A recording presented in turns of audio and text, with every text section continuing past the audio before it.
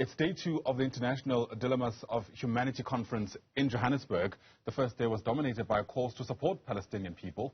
The delegates are currently probing ways in which social movements can contest for political power, the role of women and the youth in the fight against what delegates term capitalist systems has also taken center stage. Ziniko Mhlaba is part of our team watching these developments, live to us now from Constitutional here in Braamfontein. And I wonder how many solutions were brought forward, Ziniko, about how we can solve some of these issues in society. Well, Ayanda, key amongst those solutions being tackled here is the issue of getting the young ones, young voters, the young people, especially women, to really be conscientized about the challenges and the threats which are posed by systems such as capitalism. That's what the delegates are saying here. So key around the engagement is that issue of whether social movements have space in the global politics. And actually I'm about to speak to Claudia Cruz now, who's a socialist from the United States, but also running for presidency. So I think she's better placed to answer that question, whether, Claudia, there's a space for socialism in the global society, but also you're coming from a country that is known as principles of all those issues that have to do with capitalism in terms of the global perspective. People are saying that the United States is actually leading the front when it comes to capitalist system. You are a young person, you're a woman, you're a socialist. Do you think there's a space internationally and in the global community for social movements? Of course there is. I think that it's a necessity to be able to foment, promote, uplift what socialism is, and struggle. Anywhere there's struggle, anywhere there's people, there's a potential for socialism. And in the United States, it's the imperialist court. It is the source, I think, in many ways of what we now understand neoliberalism to be, which is an advanced stage of capitalism.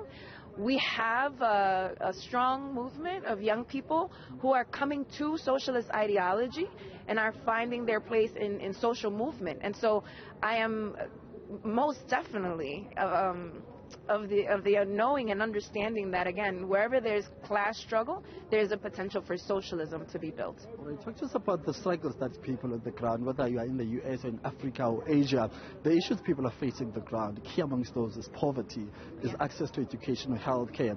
Why do you think the current system has not been able to deal with those issues on the ground? They can't. I mean, capitalism cannot deal with those issues on the ground because capitalism is the producer of those issues. They create those issues precisely to be able to maintain people in a hold.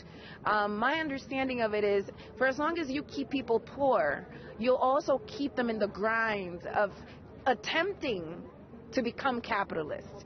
And there's a economic aspect of it, but there's also the ideological aspect of it. In the United States, we have Michael Jordan, who is one of the greatest well-known basketball players of the 90s. And there was a huge campaign in the 1990s when I was growing up. You wanted to be like Mike. And he was the model of black capitalism, right? So they sell you a model of what is achievable within capitalism that only about 0.25% of black people actually get to be. You understand? And so there's the economy piece of it, and there's the ideological piece of it as well. And so capitalism has taught us that somehow we could become capitalists in a system that produces more poverty than it does capitalist people. Let's talk about how the U.S. I want to understand how much support does the posture of the U.S.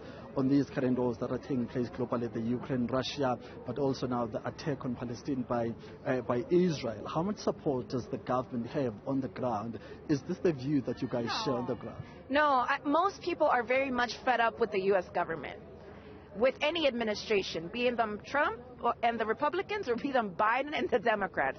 I think people are very conscious of the fact that neither of those two corporate parties respond to people's needs. There is a large discontent. Right now, across the United States, there are hundreds of thousands of people that are going on strike, from the automobile workers to the, fast service food workers in the South, to the Amazon and UPS delivery workers. Everyone is actually done with the promises that were never actually fulfilled by the Democratic Party. With the Ukraine war, we know it's a proxy war. We know that it's to be able to advance NATO and U.S. imperialism in the European region.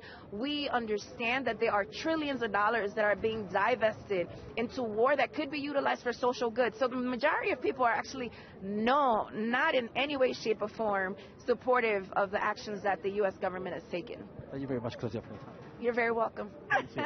Claudia de la Cruz, the socialist, but also a presidential candidate in the United States, just giving us context of how the U.S. is viewing and also its attitude towards the global issues which the international community is currently dealing with. So that's it from us here. Ayanda, for now, back to you in studio.